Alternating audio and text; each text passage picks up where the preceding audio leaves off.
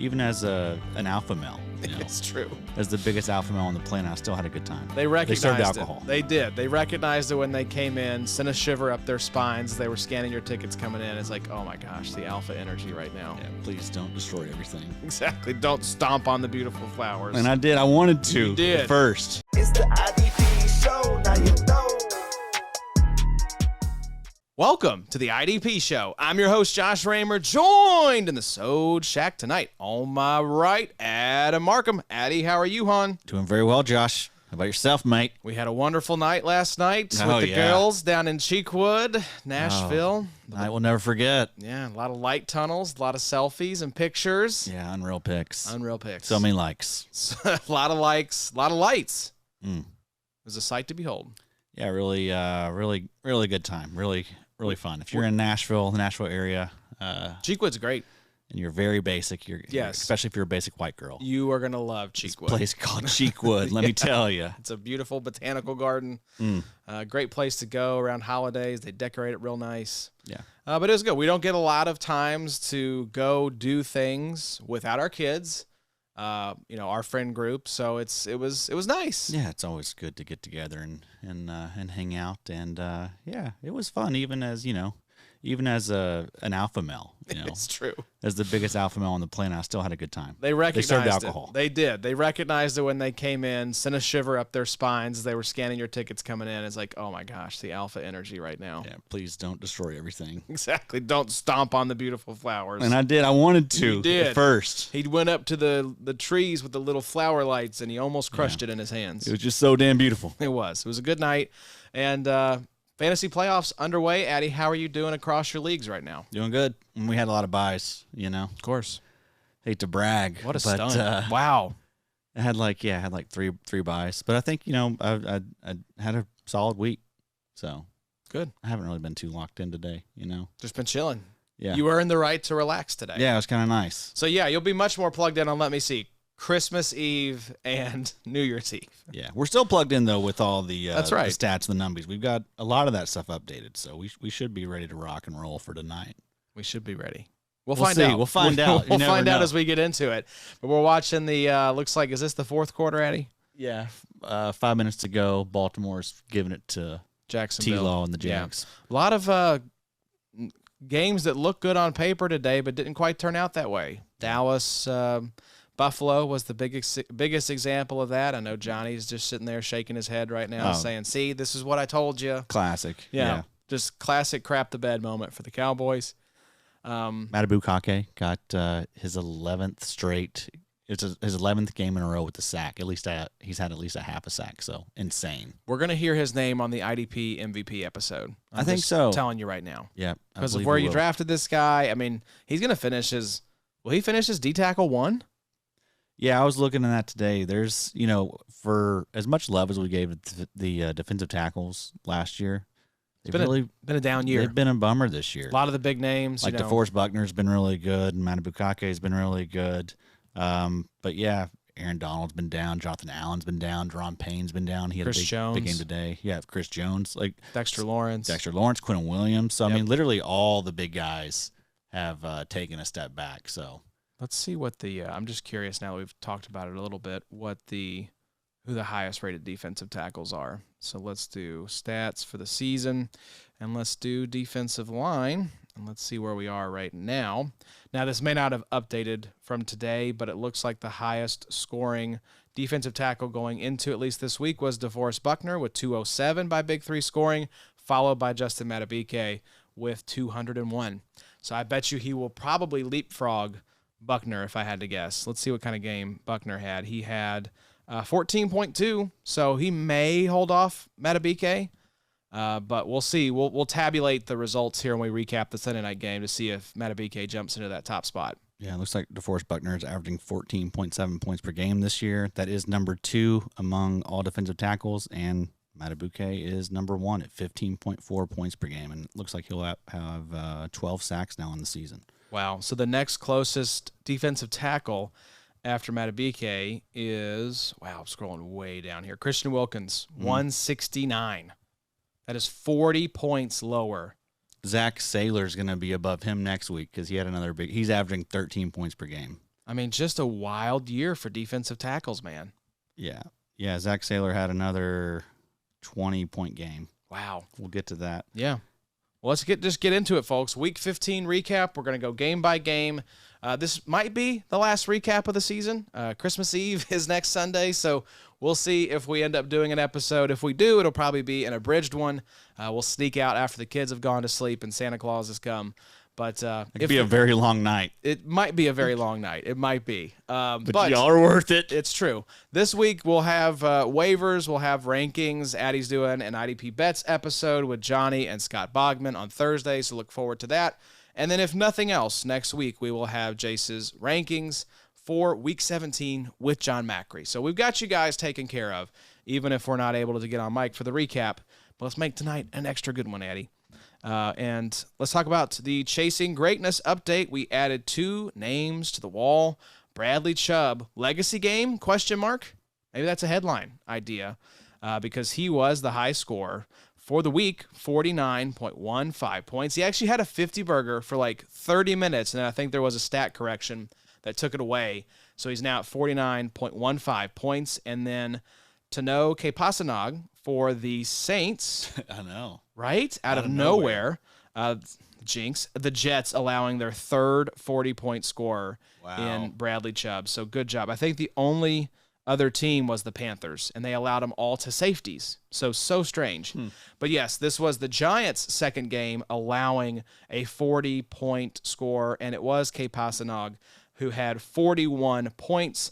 The other one that they surrendered a 40-burger to was Max Crosby, all the way back in Week 9, 40.2 points. So congratulations to Chubb and Kepasanag for joining the wall of 40-point scores. I'd say we're looking at probably 20 to 25 guys this season, Addie. So I want to go back at the end of the season and look at IDP scoring versus offensive scoring, because I feel like the ceiling has been a little bit higher consistently throughout the season for defense than it has been for offense. Let's take a look right now. See, it's been a tough year for offense, dude. So the number one IDP points per game scorer is TJ Watt, 23.2 points per game this year in Big Three scoring. Let's see. Yeah, he has 324 points by Big Three scoring right now. Let's see what old Christian McCaffrey is averaging on the season.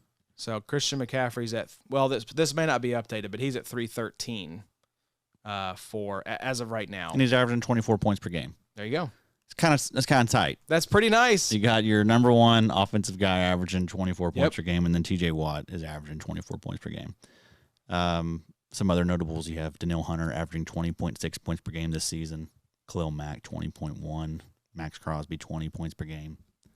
Josh Allen, 18.3. I love seeing all these edge rushers that were going high in drafts. I mean, paying dividends for managers who took them in those best ball drafts. It's just fun. It's a good thing to see. And you're scoring. That's why we like Big Three scoring, is because it does reward the most highly sought after, highly paid, highly drafted defensive players in the NFL, which are defensive linemen, edge rushers in particular. So pretty cool to see that. But let's get into the actual recap, Addie. And let's start Thursday Night Football, the game that got Brandon Staley fired, a 63-21 blowout. Raiders romp the Chargers. Staley, the GM, out the door. So they will have a new coach and new GM. Telesco was the GM, let go there. Eric Kendricks caught fire at the right time for playoff team. King Derwin is scoring decently. This is the Chargers headline, but he's a bottom 6 graded defender for the Chargers on the season. Discuss 53.8 overall PFF grade. Now, I will say I've seen a lot of talk on Twitter from casuals talking about Brandon Staley ruining Derwin James because of his usage of James. So maybe that improves if they get a new defensive coach in there. Yeah, I would think that had something to do with it. But I mean, for the most part, Derwin James has always graded well. I'm not going to hold it against him grading bad one season, especially with considering the environment and everything. And like you mentioned, the usage was probably weird. I mean, that guy's not going to he's not going to, bend his scheme for any player. So nice to see Staley out the door. It's something that we've been thinking was going to come for. I'm surprised it didn't happen after that playoff game, to be yeah, honest. really. Right, I when know. they surrendered that big lead to the Jags. I thought that was going to be the death knell. But he gets another shot, and this team has just consistently underwhelmed under his tenure. So Such tough press conferences. Gosh, Yeah. that last one was really, really bad too, about the guy that was like, why do you think you deserve to be here? yeah.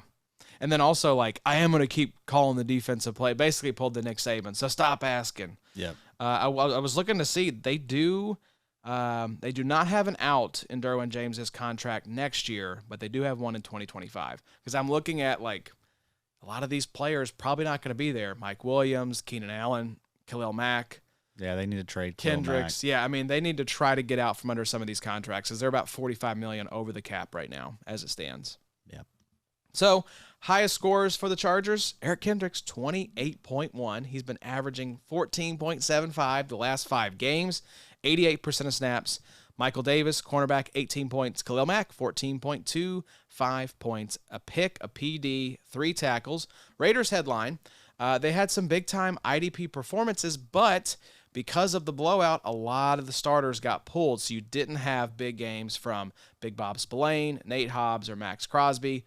Crosby did get a TFL, 4 tackles, and 2 QB hits, 11 points, but just 60% of snaps. Leading scorers for the Raiders, Malcolm Kuntz, Jack Jones, John Jenkins. So, again, just not a great game for IDP managers because you had guys sitting. Max Crosby usually up around 98% of snaps, only played 60. So I'm sure with that bum knee, they got him out there as soon as they could. Well, let's talk about Eric Kendricks, Addy. This has been nice to see Kendricks get healthy. Kenneth Murray has plateaued, as Sigmund Bloom said on the Dynasty episode, and Kendricks has stepped in nicely for playoff managers here as we come down the home stretch. Yeah, I've got the stats updated this week. So 19 points per game over his last 5 weeks. So Wow. that is LB6. So guy is crushing it. I mean, Pretty a good. bona fide LB1 for you right now. 19 points per game. Crushing it. That's nuts. Getting us big plays. The tackles are good. Solid tackle rate this year, 13.8% tackle rate. So yeah, I mean, this is one of those guys that has just aged beautifully. Yep. Like, early on in his career, he was okay. He was more like a LB3 type. But I mean, once he, feels like his late 20s and then I think into his early 30s, he's going to be fine for us. So It's the nice little piece. Levante David mold, Yeah. right? The linebackers that aged very well. He's going to continue getting jobs. I think he will probably get cut this offseason. Yeah, I but that's think just because of contract. That's just because of the cap. This team has to shed cap wherever they can. And he definitely isn't as good as he was early in his career, but he still is a very solid linebacker, super heady. I mean, I'm sure he thought he was coming to a contender, yeah, and I'm sure that's where he'll probably end up. I think so. Some team maybe like the Steelers, that loves these kind of heady veteran linebackers. Yeah. And I mean, who's left there after this year? It's just been a revolving door in Pittsburgh. But yeah, There's just not a lot of good linebackers in the league. So There's not. That's why a lot of these guys, if you are solid, you can, stick around till you're 34, 35, Yep. like we see in Demario Davis, Levante David, Bobby Wagner. Like, Yep. You can do it. If you're good, you're gonna stick around. Yeah. Yep. So let's move to your Vikes, though, Addy. Had a heartbreaker. Nick Mullins, another Nick, not Big Dick Nick, but another Nick Mullins. Yeah. Old crybaby Nick. Oh, crybaby Nick. That's right. Remember Aaron Andrews? That was like his first Was that moment. him? Yeah. Man, that's a tough scene. Yeah, it was bad.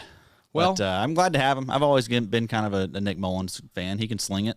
I mean, you all were right there in it. What a crazy game. Fall to the Bengals, 27-24 in overtime. Jordan Addison's a baller. He is. Absolutely. stud. Yeah. That's a good team. It's you love to think, I love to think, but it's bittersweet because you're like, what could this team have been with Kirk Cousins at the helm? Yeah. Yeah, I mean, we'd be in the mix. I don't think anyone's knocking off The San Lions Fran. The Lions probably winning that division. They looked really good on Saturday. They did, yeah. It was a nice bounce back for them. But they've been struggling as of late. But yeah, Denver. It's a nice get-right game. Yep. So, Vikings headline, has Danielle Hunter been the best value pick all season? He was available in the second round in best balls. He's been top 3 in scoring. DJ Wanham refuses to be ignored too, with 6 sacks in his last 7 games. I think you can make the argument that Wanham's been the better value in Minnesota. Yeah, truly. Danielle Hunter, 30.05 points, 17.23 the last 5 games, 5 tackles, 3 TFLs, 2 sacks, 2 QB hits, 94% of snaps. DJ Wanham, 23.5 points, 12.68 the last 5 games, 6 tackles, a sack, 2 PDs, 2 QB hits, 94% of snaps. So it's really just those 2 guys playing opposite each other on the edge. And then a Caleb Evans, cornerback, number 3 for the Vikes, 18.6 points. Bengals, headline, Miles Murphy got his highest snap share of the season and came through with a sack. Sam Hubbard has only surpassed 8 points once since week 8. Miles Murphy, 40% of snaps, 14.6 points, 4 tackles, a TFL, a sack, and a QB hit. Sam Hubbard, 7.75. He's averaging just shy of 9 points per game his last 5. Top 3 for the Bengals, Mike Hilton, 22.35, buoyed by the INT. Trey Hendrickson has been really solid, 18.4 points, 16 average his last 5 games. He had a sack and a half, a TFL, 3 tackles. And then Jermaine Pratt got himself half a sack, 16.45 points, 12 tackles. Great game for Jermaine Pratt, Addy. You love to see it. Yeah, he's been solid all year, really. I mean, the perfect LB3 for you. I've really haven't gotten him out of the lineup in the leagues I have him in. I mean, in most of those leagues, we're starting at least 4 linebackers. But I mean, yeah, I love Jermaine Pratt. He's a guy that's gotten better every single year. He's seen his snap share increase every single year, and he consistently make plays. You ever look at Bengals Twitter and stuff during games, like they love Jermaine Pratt. He's always coming up clutch. But he's also the perfect LB3 for me. I like to have that LB3 slot filled with someone who gives me a little bit of upside. Yeah. Right? Some big play potential. Yeah, he's going to get you 7 tackles. Mm-hmm. Then maybe he'll get you a sack. Maybe he'll get you an interception. Yep. But yeah, you didn't have to pay much for him. You could probably acquire him very easily in a trade if you wanted to. I love guys like Jermaine Pratt. Yeah. I want to talk about Danielle Hunter, though. Yes, good and Lord. And DJ Wanham. Yeah. I mean, both these guys. Danielle Hunter, 67 tackles, 15.5 sacks on the season. Those 67 tackles, I mean, just a great floor that gets looked over, I think, a lot with Danielle Hunter. Really good in run defense. DJ Wanham, Wicca, 56 tackles, 8 sacks on the season, averaging 13.8 points per game this year. Yep. Also just dominating the snaps. So DJ Wanham has been really, really, really good. Gets dual designation on sleeper. So I mean, he's a great asset for you. I think this is his 3rd or 4th year. I think he's in a contract year. Ooh, man, we got to. I'm going to add contract year narrative to the. He's got to be getting doc. close. I feel like he's getting close. Maybe this is his 3rd. He's got 1 more left. I think maybe it's his 3rd and he has 1 more. So he's setting himself up to be the guy next year. I think. I mean, free agent 2024. Oh wow! So he's made himself some money. A lot of these soon-to-be free agents made themselves some money, man. That Minnesota room is going to look very, very different next year. I mean, both those guys could be gone. Yeah, you know? It's his 4th year, and he'll be a free agent. Okay. So he was a 4th-round pick, 117 overall. Love to see it. Wanham was someone that I was excited about early on. I remember even talking about Wanham on one of those first SIG episodes we did. But then you kind of cooled on him a little bit. And even there's going to be a lot of people that will throw shade on Wanham this year because, I mean, the pressure rate's not anything special. It's like 9%. So, I mean, that's average. Yeah. But he's not a spectacular player. Like the PFF grades are pretty low. Yeah. But he's producing. He's producing, right? Yep. And I'll ride him until he doesn't, you know? Yeah, Danielle Hunter set to be a UFA as well. Yeah. So that room could turn over entirely. And I have a feeling it probably will. I think so. I think the Vikings team will look much different. So bingo-wise, it was good to see Miles Murphy getting a little bit of action. Trey Hendrickson continues to be really good. Yeah. Are we sitting Sam Hubbard down at this point? I don't. Matchup dependent? Yeah, I mean, matchup dependent. But I mean, 9 points over the last 5 games is not great. Yeah. Now, nice floor, though. I mean, he's not really busting for you. Yeah. But, yeah, I mean, if he's got a nice matchup, I have no worries. If you're in like a 2 DL type of league, if you're in like a start 4, you're probably not sitting this guy down. Right, exactly. Because what are your other options? But if you can stream it, play the waiver wire a little bit. Like, I'm thinking like RSO league. Like, I have a room that's Danielle Hunter, Khalil Mack, Bradley Chubb. No, I'm not playing Sam Hubbard. Like Exactly. No. But, the leagues where we have 5 of them, probably. But yeah, there's certain guys that are like auto starts in like reasonably deep leagues. He's actually a sleeper piece, truly. He's like someone that, because also on the sleeper leagues, like usually those are all, you're starting like 4 defensive linemen, he's just more valuable over there. Those DNs, you got to be elite. Yep. Like, otherwise, I don't really care. Yeah, I mean, 9 points, you can get that. I'd rather, with that sort of output, I'd rather just look who's playing the Jets, who's playing the Giants, who's playing the Commanders, right, and just stream against those teams. Which quarterback's been sacked the most. That's a nice little thing to look up. It was very profitable today if you started, say, Bradley Chubb, for instance. So let's move on to the next game and talk about my beloved Indianapolis Colts romping all over the Steelers. This was very surprising because we have a historically awful record against Pittsburgh. And, starting Gardner Minshew, Jonathan Taylor's already out. Zach Moss goes out. That hit on Pittman, I thought was going to fold him back like a suitcase. I mean, he got hit. I don't know if you saw the hit. He's diving for a ball. Someone dives at him, and it literally folds him back. Yeah. Like, I was like, did he break in half? Like, are they going to have to just carry? And he was okay, right? I mean, I think he's out for. Oh, he did leave the game. Oh, yeah, he was out the rest of the game. Yeah, I didn't. So we were down our number 1 running back, our number 1 wide receiver, still beat the Steelers 30-13. This was going on during Cheekwood. Yes, I scheduled Cheekwood during a Colts game.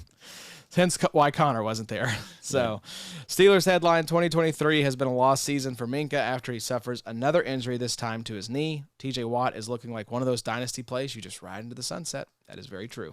I traded for TJ Watt recently in Unreal Tournament. You did. Gave up a decent, Yeah, little. what was the package? I traded a first, wasn't it? It was a 2024 first, which is, I'm a playoff team. I have a bye, so it'll be 109 to 112 the pick that I gave up, and I actually got back a third and John Johnson. There you go.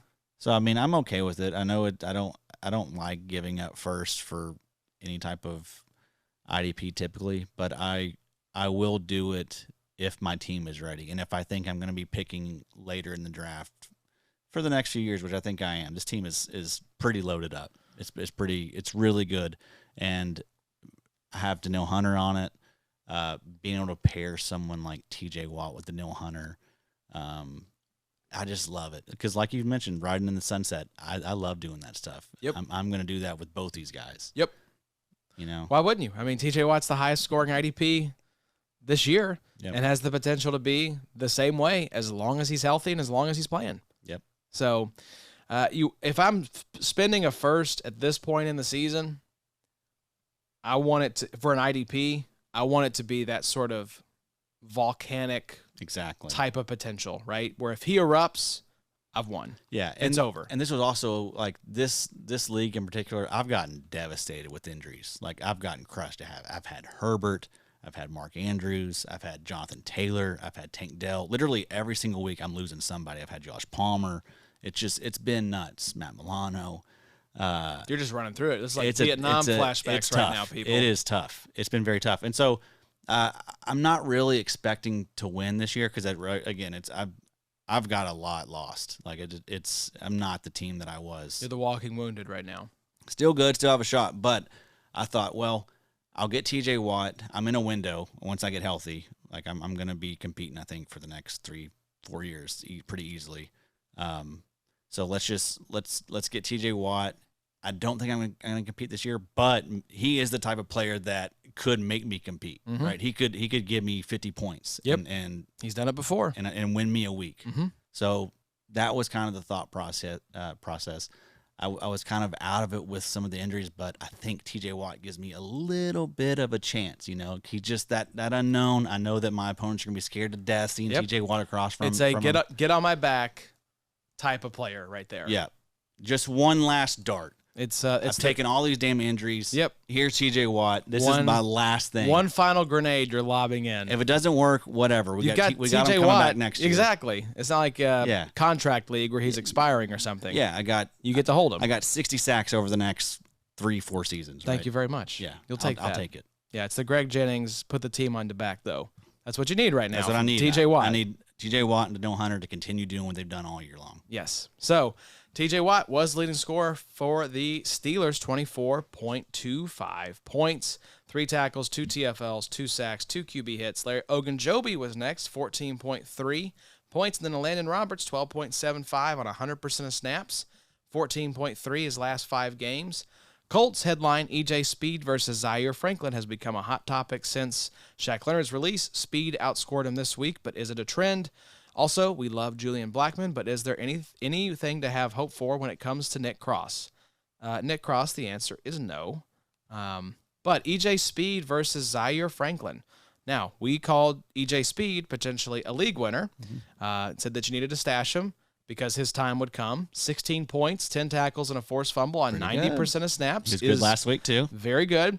Zaire Franklin, 8.75 points, 5 tackles, a PD on 97% of snaps. You're not no manager if they have both of these guys on their roster and better options. I think you could roll out both, but if you have other options at your linebacker group and you're like, I can only start one of these guys, no manager is starting EJ Speed over Zaire Franklin. No. You're just not doing it. No. Not doing it. No. I do think Zaire has not been the same since he got banged up, you know, so... but EJ was banged up, and this was his first game back. And EJ still, I just don't have the trust like that I have with Zaire. Like there's still that worry that they could yank EJ Speed for whatever reason. You know, I don't think they would do that.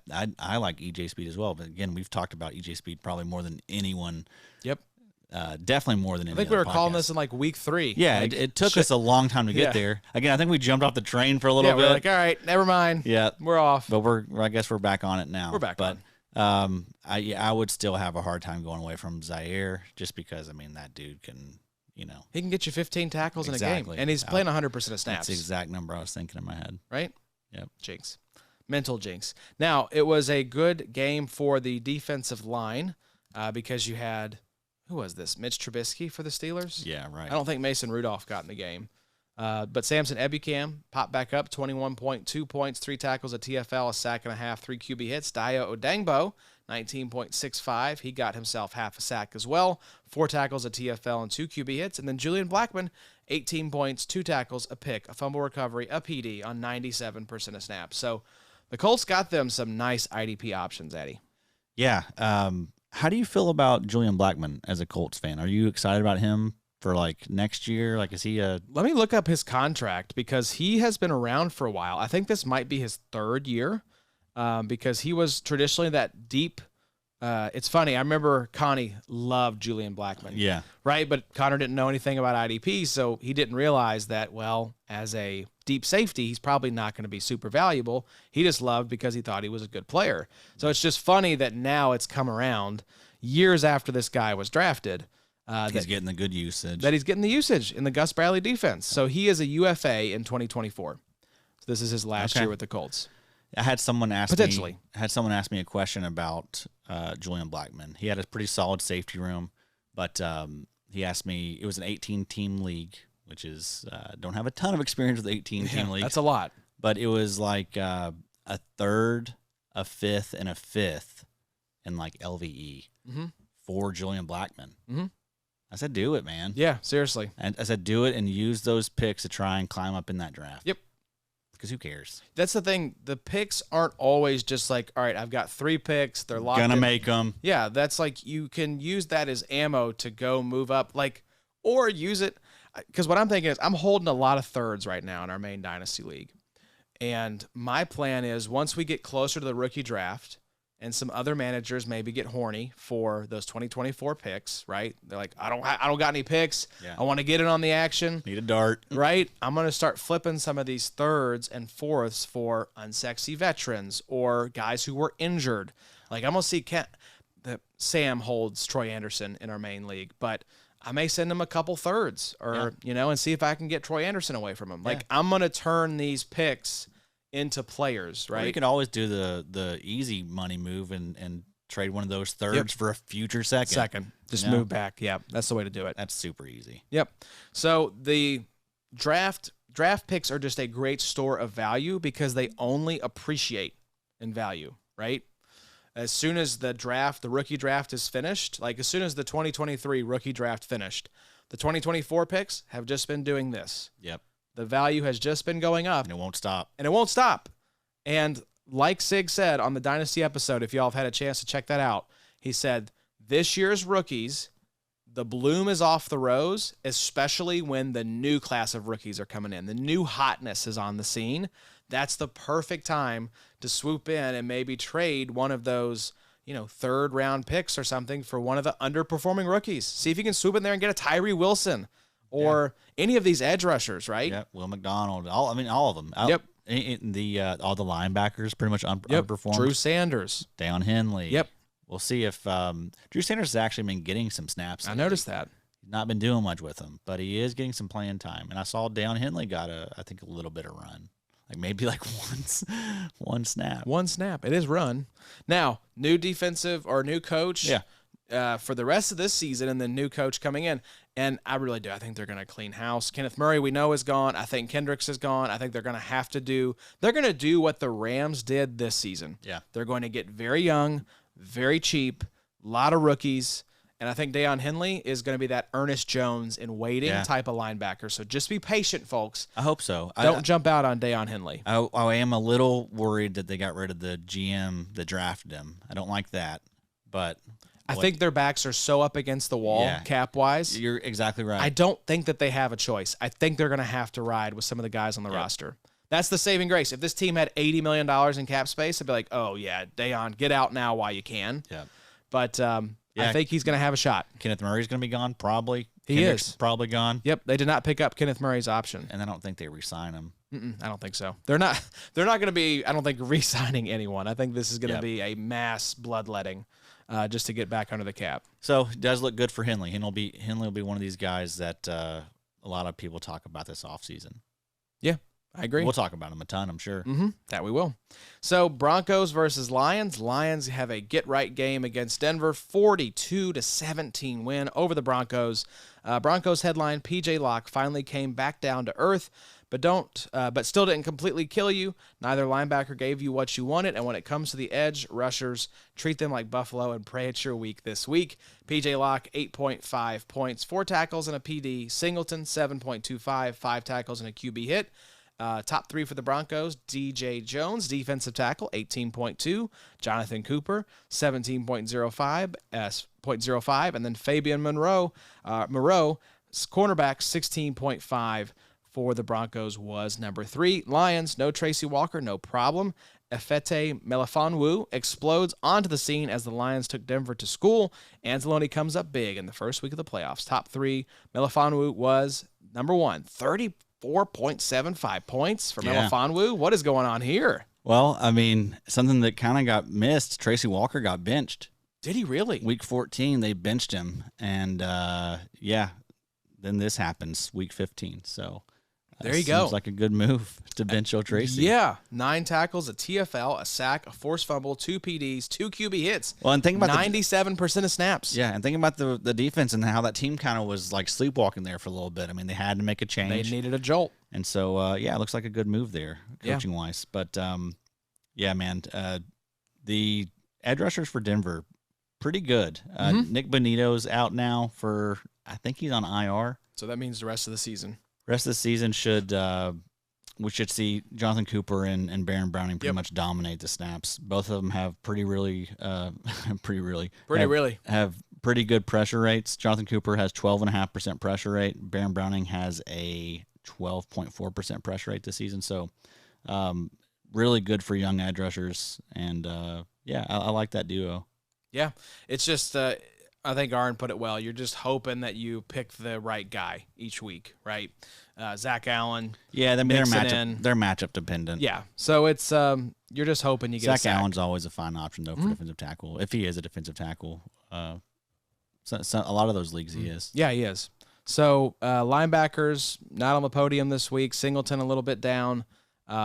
The Lions, Alex Anzalone, though, 23.5 points, 12 tackles, a TFL, a PD, 2 QB hits. Josh Pascal. This is cracking me up that every week we have a different Lions edge rusher who steps in and says, I am the real second banana behind Aiden Hutchinson.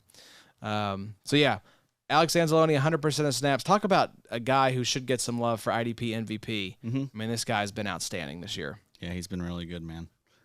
Let's see what he's averaging on the year. So 67.4 overall PFF grade. That's probably the best of his career. I would think so. Anzalone's not been a guy that's typically graded very well, but he's just gotten better. I mean, it happens. It's not frequently that it happens to this extent, but I mean, they love this guy. Yeah, and you just think about like the type of player he is. It's gonna resonate with someone like Dan Campbell. Yeah, it really is. Like, because that's Anzalone. Like, he's someone that's not the most gifted athletically, but he's a hard worker. Probably like a good character guy in the locker room. Mm-hmm. And I mean, that's exactly what Dan Campbell was. Yeah.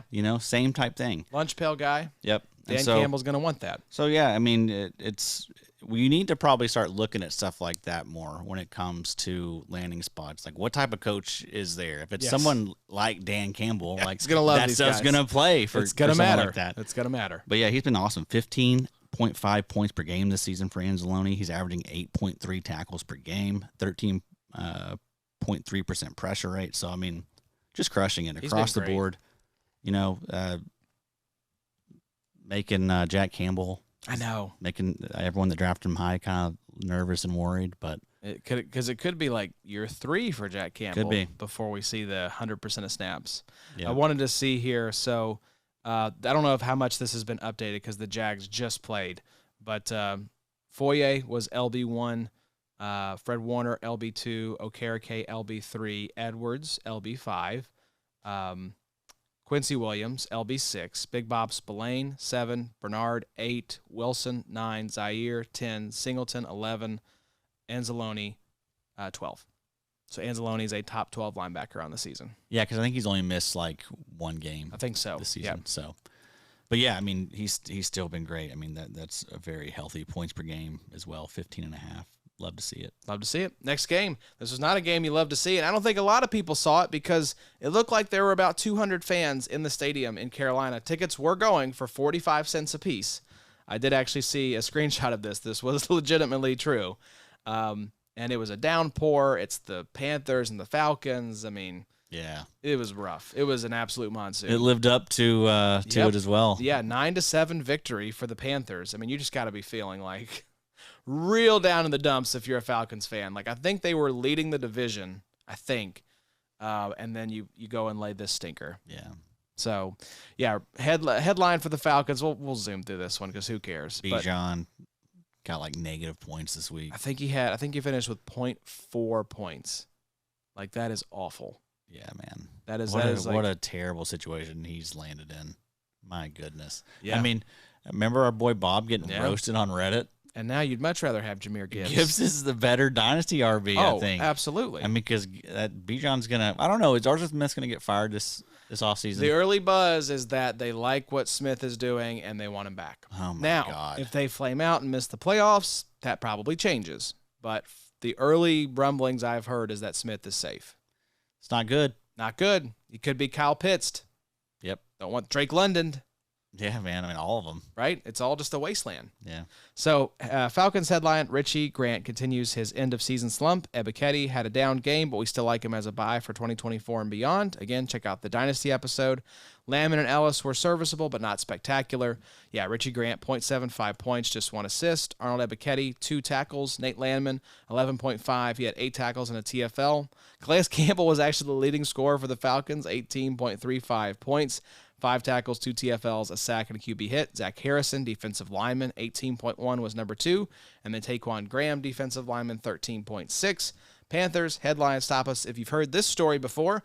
Brian Burns was subpar but not terrible. Frankie Louvu didn't kill you, but you would have liked to have more. And Jeremy Chen did absolutely nothing at all. Yep, it's pretty much the same as most weeks since week 8. Yeah, there's really nothing to say there. I mean, that's exactly how it's been all season long. Yep, these two teams. There's no LB2 there. Nope. I mean, it's Louvu. And, It's really weird, right? Yeah. That it's just nobody. Yeah, it's Deion Jones and Grugier Hill. Who was kicking. I don't know if you saw, he had the kickoff duties. Oh, did he? Because their kicker, I think it's Big Bone yeah. Randy. I think he got hurt, and so they're having literally tryouts at halftime.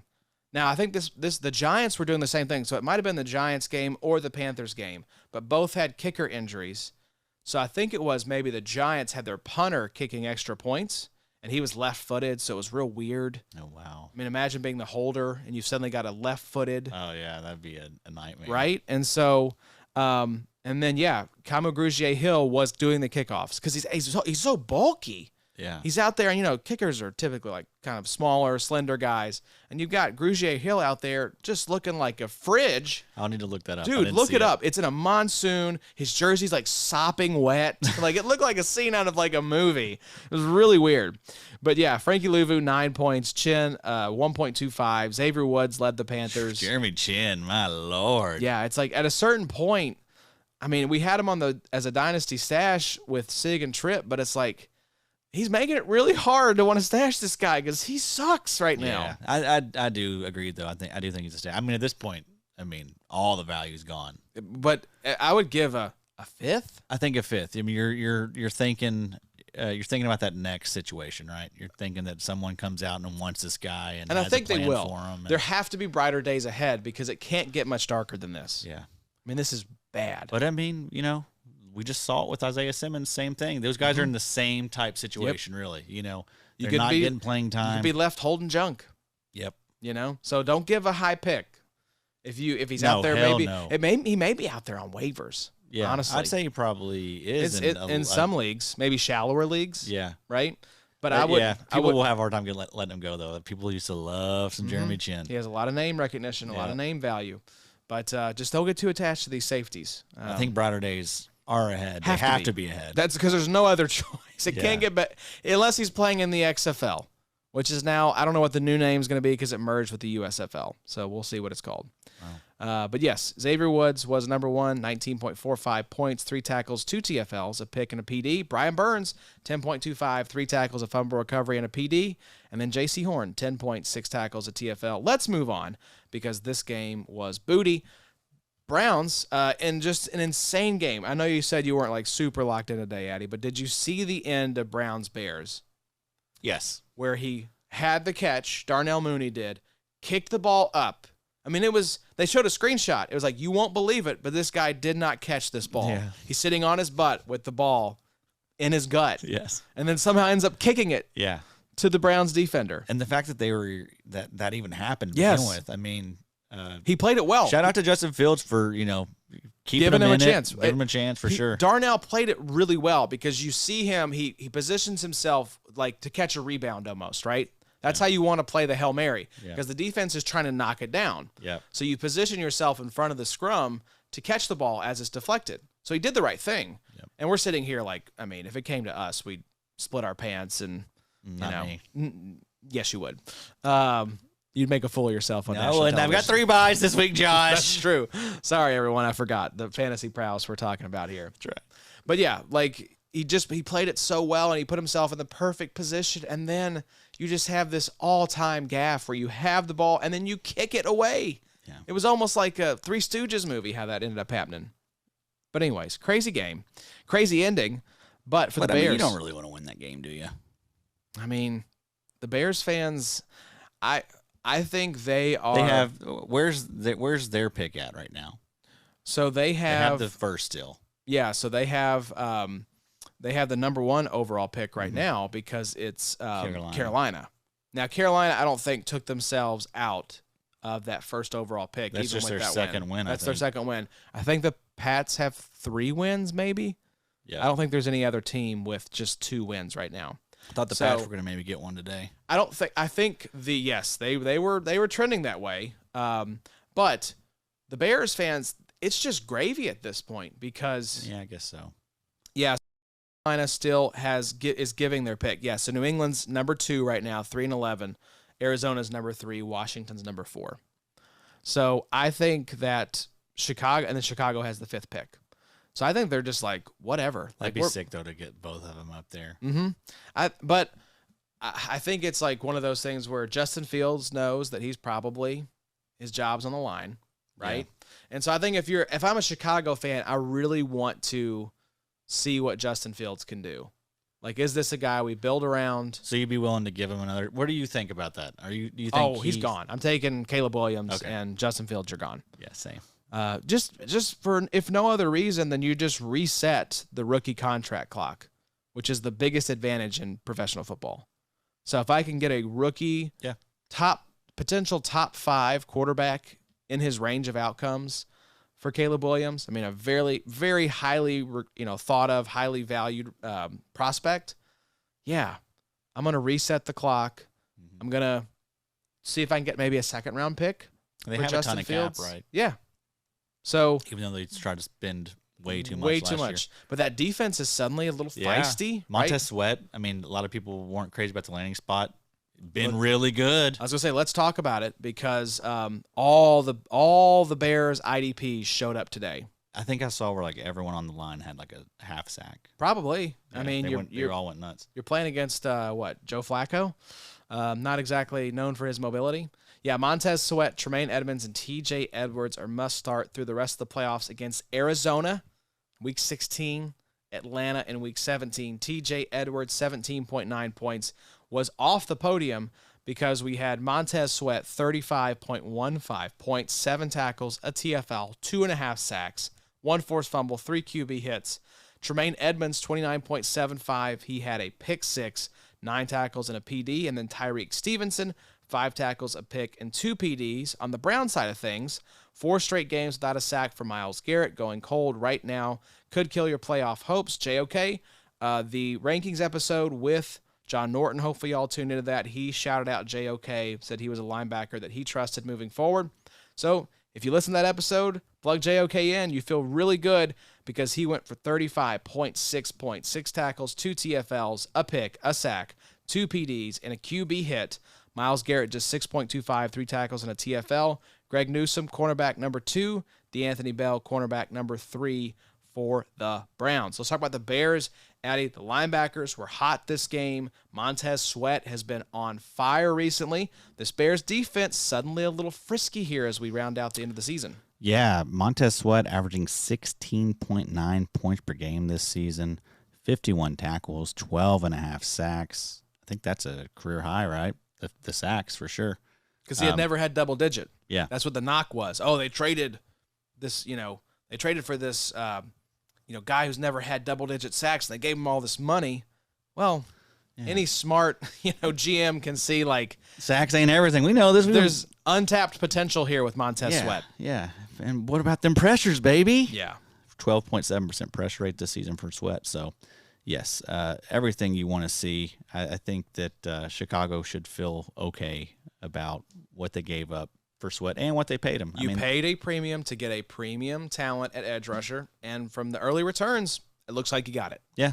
But, yeah, I mean, that team is, if they do figure out this quarterback situation, I mean, they are set up to immediately start competing. I mean, that division, we could see Detroit come back to earth easily. I'm waiting for Goff to turn back into a pumpkin, but it may just be that he's either way, middle of the road. Chicago could easily compete with them, as soon as next year if Caleb Williams is a stud and they draft him. But, yeah, I think positive signs for Chicago right now. They're in a great situation. Yeah, it's 2 top 5 picks. That's nice. You have a quarterback class. Yeah, you got a... What would they get for Fields? A third? I would try to get a second. But I feel like you just don't have any leverage. You don't, but there are a lot of teams that are quarterback needy. That is true. That's the thing is, like, with any other position, I would agree with you, but with quarterbacks, Carson Wentz fetched a third. Yeah. Just wonder what he's going to have to... And before that, Carson Wentz fetched a first. Yeah. From the Colts. So, and Justin Fields is way more appealing as a prospect than Carson Wentz was at that point. He was damaged goods.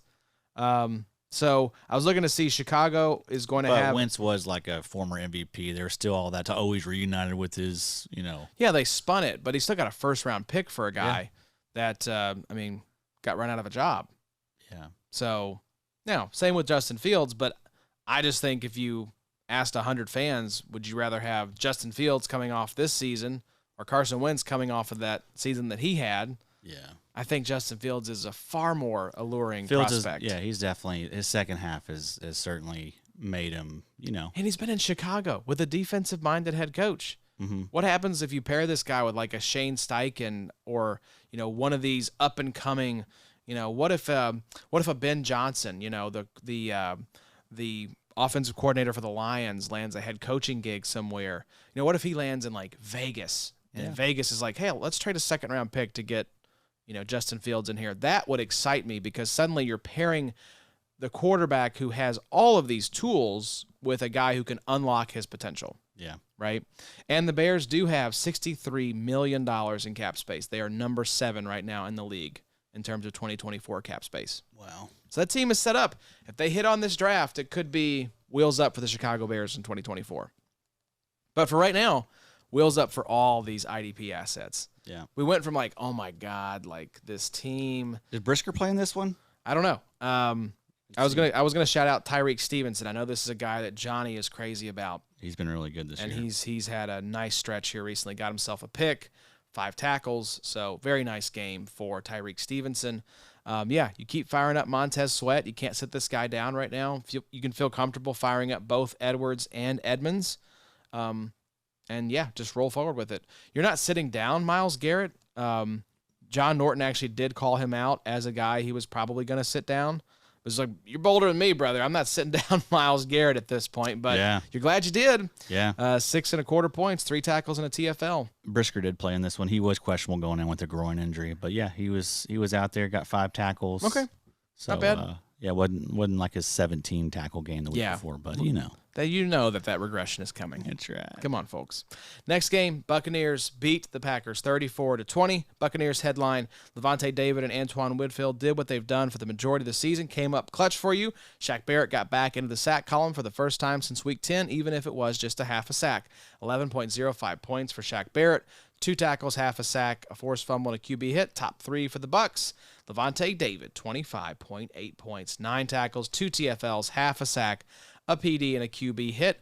Anthony Nelson, linebacker, was number 2, 17.2 points, got 2 TFLs, a sack, 4 tackles, and a QB hit. And then Antoine Winfield, 15.5 points, 22.7 average the last 5 games, 10 tackles, and a forced fumble. Packers side of things, the Packers D-line got after Baker Mayfield, just not Rashawn Gary. Another week, another disappointing performance at linebacker by both starters. Devondre Campbell, 5 tackles and a TFL for 9.25 points. Quay Walker, 6 points, 6 tackles. Top 3 for the Packers. Kenny Clark, defensive tackle, 29.9, 4 tackles, 2 TFLs, 2 sacks, a PD, 2 QB hits. Lucas Van Ness, 15.4 points, 4 tackles, a TFL, a sack, and a QB hit. And then Kingsley and Egbare, 15 points, 2 tackles, 1 sack, 1 forced fumble, 1 fumble recovery. So it really was all the Green Bay defensive linemen getting after it for IDP, except for Rashawn Gary this game. Yeah, they have a nice, mix of young guys there. Every week, one of those new guys is getting a sack. But I think the big story here in this game was Devin White. Mm-hmm. Inactive, not for injury-related reasons. Yeah, so yikes there. I mean, we know that there's been bad blood basically all year. I read this as the other guys we played in your absence were better than you. Mm-hmm. We're going to bench you. And he just said, well, just make me inactive then. Yep. That's the way I read that, because I don't know really how else you read that. Yeah, no, I mean, that seems about right. Yeah, if you're a healthy scratch, it's just like, hey, and you're a veteran of that status, it's just like, yeah, just make me inactive then. Yeah, it's not a great look for it's Devin not. White. It's I not. mean, his play hasn't been good, and I mean, the guy does look checked out. I mean, he's having an awful season. Mm-hmm. He's been absolutely terrible. Yep. And I think we've talked about it a lot. A lot of what makes a guy special in IDP is their effort and their motor. And I mean, if you're not giving it, 50%, you're not going to be productive. And you're not going to get future opportunities. Right. Because that stuff matters. Yeah. With coaches and GMs. And he's someone that's always been really bad at grading PFF-wise. Looks just silly, a lot of games. So he's going to be someone that we could really easily see be like a Deion Jones, just someone that was once thought of as best linebacker in the league, one of the best linebackers in the league, young, upcoming, so much potential, and then it's just gone. Yep. And you're hoping to get 10 snaps, a week at your next stop. We're talking about Devin White in 2025 as, hey, remember Devin White? Yep. Waiver wire. The Saints just signed him because Demario Davis is out for a couple weeks. Yep. 38 years old. He was a free agent, and no one picked him up Yep. until 4 weeks into the season. Yep. I mean, that could be his future. It really could be. Because there's a lot of good linebackers out there right now. Now, could it also be his future where he goes somewhere better and returns to form or plays better than, is it a situation where he just wasn't a fit there in Tampa Bay? Or No, I really don't, because that was a primo situation, because he's had flashes before, and he's just gotten worse. And Levante David is there, right? And this is Todd Bowles, like a defensive-minded head coach. He's had opportunity, and he's just not performed. Yeah. So I don't think it's this guy was miscast or this guy was misused. No. I think this guy just got worse. Like Anzalone got better when he was bad. He got better. Devin White was good and got bad. And probably was never that good. Yeah, probably just overperformed. And was maybe masked by the fact he had Levante David next to him, and he had a really good defense around him. And that was, kind of when Tom Brady and all them were doing their thing. Yep. So, I mean, it wasn't as glaring then, right? Because they were good. Like the offense was humming and they were winning games. So, I mean, you can live with some of that stuff because he does make plays. He would occasionally make the humongous play that covered up a lot of sins, I think. And so you can kind of excuse away a lot of that stuff when he's doing stuff like that. But at a certain point, when you stop making those plays, that's when you get benched for KJ Britt. Yeah. And who was it for this week? It was Anthony Nelson. I think Nelson's an edge guy. But I think it was KJ Britt and Levante David. Yeah, there you go. They're two LBs. Oh, so he's probably in sleeper got the dual designation. Anthony Nelson does. There's some of those guys that they never gave the DL tag to. It's weird. He's one of them. Dennis Gardeck doesn't have a DL tag. What? Yeah. Sleeper. Come on, guys. We'll help you. It's not that hard. Yeah. Next game, Saints romp the Giants. Tommy DeVito got his head bounced off the turf like a basketball. I don't know if you saw that. Yeah. That was really bad. And he got very upset when they took him out. And I think he went back to the locker room. I don't know if he ever actually came back in or not. But he did. He came back. It was a bad hit. A lot of bad hits this week. But Saints get the 24-6 victory over the Giants. What about that agent of his, dude? He's a cartoon character. He really is. I love it. How is any of this real?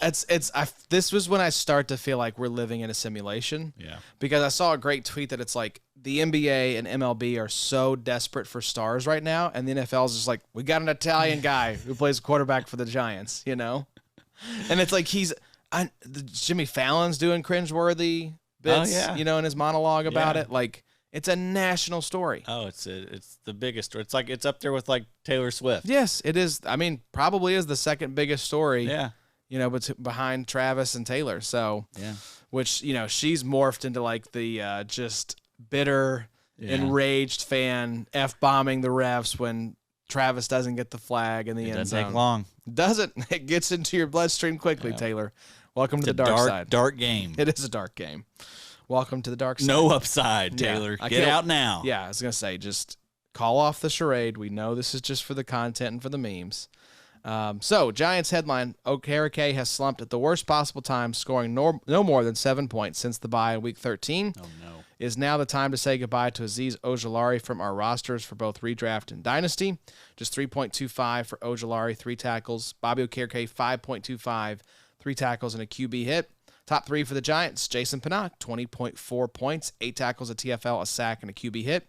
Micah McFadden, 10 points, 6 tackles, and a TFL. Ashawn Robinson, defensive tackle, 9.5, 8 tackles. On the Saints side of things, Brian Brissy broke out this game. We already mentioned Kay Pasanog scored more points this week than he scored all season combined, so there you go. Granderson continues his march to 10 sacks, and Pete Warner continues to give fantasy managers lumps of coal in their stocking. Carl Granderson, 14.05 points, 3 tackles, a TFL, a sack, QB hit. He's been phenomenal. Let's put a pin in Granderson. I want to talk more about him. Pete Warner, 6.6 tackles. Kay Pasanog, 41 points, 6 tackles, 3 TFLs, 3 sacks, 4 QB hits. Brian Brissy, 25.35 points, 3 tackles, 2 TFLs, 2 sacks, 2 QB hits. And then Demario Davis, why the hell not? 25.3 points, 10 tackles, 2 TFLs, a sack, and a QB hit. 88.8 overall PFF grade this season. He has been phenomenal. Let's jump back up to Carl Granderson, though, Addy. This guy is on the march to 10 sacks, and it's just been one of the better edge rushers all year for IDP. Yeah, he's been really good. I remember we got a lot of questions early on in the season about Granderson, and I think we were like, "Yeah, you might want to sell Granderson." Yeah, guy has been great, been awesome. Yep. Do I think he's going to consistently do this though? I still am a little skeptical. Now let's look. Is he a contract year guy as well? I think he might be. Well, he was, but remember they paid him in the season. That's right. He did get the new deal. Yes. Because I was going to say, if he was going to leave, it could be a situation where we've got the next Trey Hendrickson on our hands, right?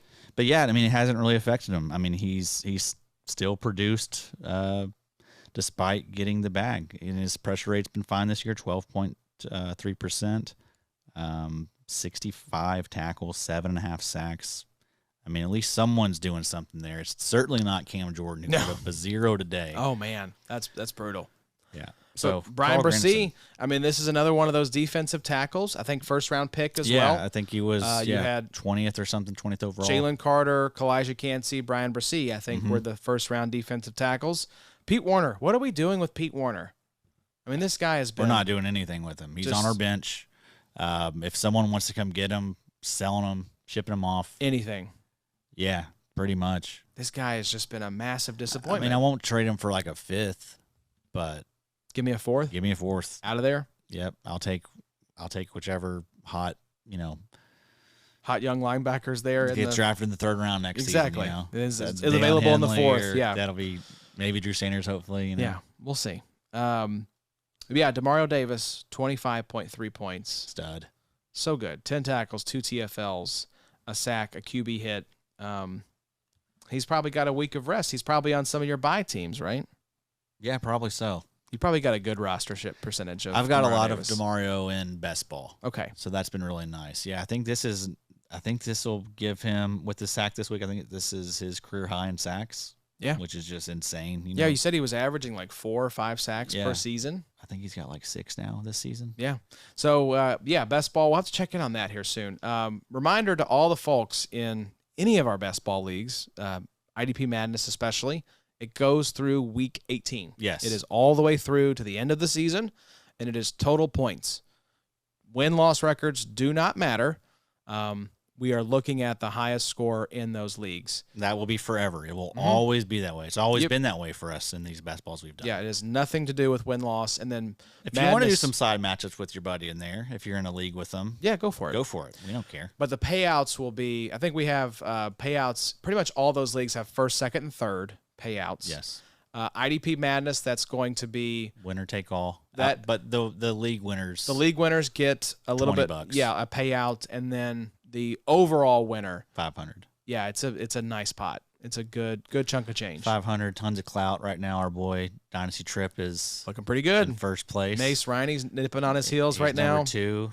I think your boy is number 4. I was gonna say I think you're 4. Yeah, I have like today I had Chubb and Demario Davis go off, and I was like, oh, hell yeah, baby. I pulled up Tripp's team. He's got Chubb and Demario Davis. Oh, come on. Yeah. That's brutal. Tripp's team is sick. He's got Khalil Mack as well. We'll have to do that. I'm gonna whenever we get all this stuff settled out, I'm gonna list the top 10 teams. I'm gonna put their rosters out there, and we're gonna go through and figure out which players are rostered the most. You need to get with DJ Keltown. I think. He's definitely gonna do that, but just for some immediate content, right when this thing finishes. I'd be Keltown's hopefully gonna do, in my opinion, the best article that was written in IDP this year.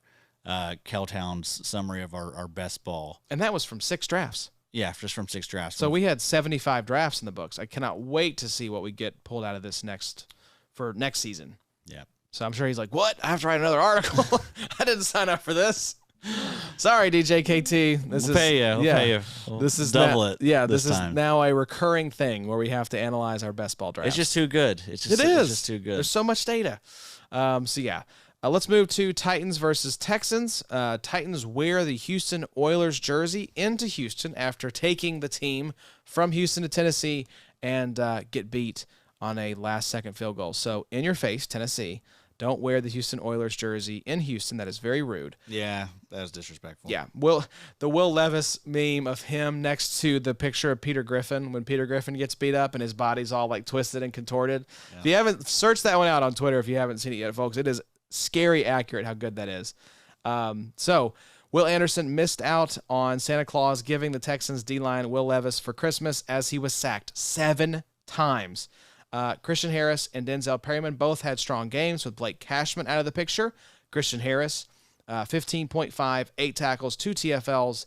Denzel Perryman, 14 points, 10 tackles and a TFL.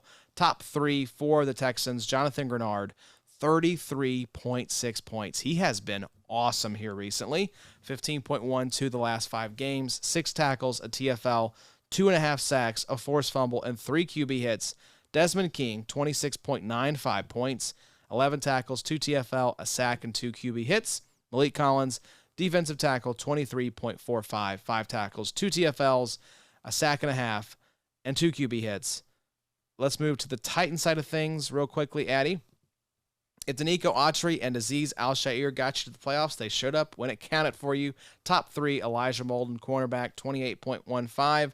Danico Autry, 26.9. 4 tackles, 2 TFLs, 2 sacks, 2 QB hits. Azeez Al-Shaair, 21.25. 13 tackles, 2 TFLs, and a QB hit. Where do you want to start on this one, Addy? Man, Al-Shaair, he's been so good this season. I wonder what happens with him after this year. 1 year deal. 1 year deal. He's back in the pot. Maybe Tennessee brings him back. Maybe so, but I don't know. I mean, they've got a lot bigger needs. Yes, they do. And I feel like someone may, seek out Al-Shaair and give him a nice little deal. I mean, he's been solid this season. Yep. You watch any Titans game, and it seems like he's making every single tackle, but he's usually making a lot of like TFLs, plays in the backfield. So that's usually an indicator that someone's a decent linebacker. Who else was it? Danico Autry. Danico Autry. 26.9 points, 2 sacks, 2 TFLs, 2 QB hits, 4 tackles. Just been, he might get some IDP MVP love because he's been a very stinky name, but there's stinky but startable. Then there's stinky but stud, like a guy at the start of the season that you're like, who wants Danico Autry? And they just end up being an absolute just rock star. Like Big Bob Spillane comes to mind for the linebackers, or Anzalone, right? Danico Autry's absolutely been that. Yeah, he's 16.8 points per game since week 9. Wow. That is 12th best among linebackers. For defensive linemen? Yeah, defensive linemen, sorry. He's been so good this season. And he was good last year, too. I mean, the dude, I think he almost had 10 sacks. Mm-hmm. I don't know if he got there, but he was around it. And, I mean, he's kind of been flirting with it, I feel like, for the last 3-4 years. But, yeah, I mean, no Jeffrey Simmons in this game, so they needed someone to step up. So, good job on Autry, man. Also, Harold Landry's been really good as of late. I mean, that 40-point game last week really helps. But, I mean, he seems to be back to his old self. It's good. Nice floor, always a guy that's going to give us nice tackles. And then, starting to sprinkle in sacks and just looks good again. So, what about Jonathan Grenard? Where is he in the kind of recent run of points per game? Because he had 33.6. I want to say he had another monster game. Oh, man. Here recently. Maybe as soon as last week or a couple weeks ago. Yeah, so, I mean, if you look at his last 2 games, he's had 32.6 in week 14, and he had 33.6. So this is definitely going to help him there. Goodness gracious. Averaging 18.2 points per game since week 9. That is 7th best among all linebackers. So, as we all anticipated, Danico Autry and Jonathan Grenard carrying us to the fantasy playoffs. So let's move on to the next game here, Addy. Dolphins romp the Jets 30-0. You kind of got to wonder if the writing's on the wall for Robert Saleh at this point, if maybe he's going to be out the door. They've already been eliminated from playoff contention. So, A-Raj, no reason to come back at this point, buddy. Just chill. Just hang out. Go do some ayahuasca. Have some fun. Go on Rogan. Go on Pat McAfee. Be a fool. But don't come back. Don't do it. He's not, is he? I could see it. I could see him being like, look at me defying modern medicine and science. In your face, Fauci. Yeah, true. Still ganging up on an old man. Jets headline, not much to take away from this week for the Jets. They got destroyed. They couldn't stop the Dolphins at all, so they didn't get a lot of opportunities to score IDP points. Just pray your other players were good enough to carry the slack because they get the Commanders in the semifinals next week, so that's pretty nice. Top three, Solomon Thomas, Bryce Huff, Jermaine Johnson. Dolphins, no Jaelan, no worries. Chubb went ballistic against Zach Wilson and Trevor Siemian for the fourth highest score this season. Brandon Jones had his second good game in a row and is showing glimpses of his pre-ACL tear form from 2021 and 2022. And Duke Riley was a decent spot start in place of Jerome Baker. Duke Riley, 14.3 points, 5 tackles, half a sack, a PD, a QB hit. You mentioned picking him up. Had Boo Bam add him to the waiver rundown for the episode. And, hopefully you snag some Duke Riley. Yeah, I mean, I think he's playing all the snaps, too. He got 100% the week before, so I imagine it was Probably something the similar. same. Yeah. Also, long, stringy hair. You're noticing a pattern, guys. Alex Anzalone, Andrew Van Ginkel. There was a great moment in Hard Knocks because the Dolphins have the in-season Hard Knocks, and his son, who was very young, I was very surprised. They were like, let's see Daddy on TV. Son's probably like 3, maybe a little younger. This is about Duke Riley? No, it's about Andrew Van Ginkel. Okay. So Van Ginkel's, they got him, because they're talking about it's week 3. It's right after Jaelan goes down. So they're interviewing him at his home. And his young son is like, let's see Daddy on TV. I thought, they're going to pull up like YouTube highlights. They pull up the Hard Knocks episode. I'm like, this is not age appropriate at all, like this show. But it's so funny because he pulls up the Hard Knocks, and I think the user account name was like Hugh Jass. It was like one of those kind of names, and he looked at the camera lab. He's like, that's not our account. So it was just such a funny human moment of like, oh shit, I forgot that the HBO Max account is like some stupid, bend over type Seymour of name. Butts. Yeah, IP Freely type of name. Those. Yeah, those really slayed back in like 4th grade. Yeah. So yes, it was Duke Riley that had 14.3 points. Bradley Chubb, as we mentioned, 49.15 points, 7 tackles, 2 TFLs, 3 sacks, 2 forced fumbles. Why not? 1 fumble recovery, 3 QB hits. Brandon Jones, 30.25, 5 tackles, 2 picks, 2 PDs. And Zach Sealer, you mentioned it, 21.9 points, 14.78 average the last 5 games, 2 tackles, a TFL, a sack, a fumble recovery, a PD, 2 QB hits, and 3 return yards. Why the hell not? So no interest in what the Jets are doing right now. Another bad game for the linebackers, though. But, again, blowout. But also, the Jets might be in a lot of blowouts here down the stretch. That team sucks, something awful. They're out of the playoffs. So let's talk about the Dolphins instead, Addy. Bradley Chubb, just let's take a second to admire what this guy has done this season. 64 tackles, 9.5 sacks. 64 tackles, though. That's something very nice with Bradley Chubb. Safe, nice, solid floor. And then, he's proven that he can get you some huge monster weeks. This is definitely his biggest game of the year, but he's had a 27-point game. He's had a 28-point game, 19-point game. So, this was someone that you were drafting as like your edge 3 pretty much. I have him in best ball, and that's where a lot of best balls. Yes, it's the perfect best ball guy. Yes. What's so sad though about all this is that should have been Jaelan Phillips. Yeah, he's just some juicy matchups the last 2-3 weeks for the Dolphins, and I think Jaelan Phillips would have been going bonkers. He could have been putting up 40-point games on the reg. Oh yeah, we're talking like MVP for the fantasy playoffs. Yeah, don't forget. He was averaging 17.5 points per game this season. Yeah, that was like edge 6 behind all the big boys. Yep. Khalil Mack, Nick Bosa, T.J. Watt, Daniel Hunter, Josh Allen, Max Crosby, and then Jaelan Phillips. Yeah. So there he was.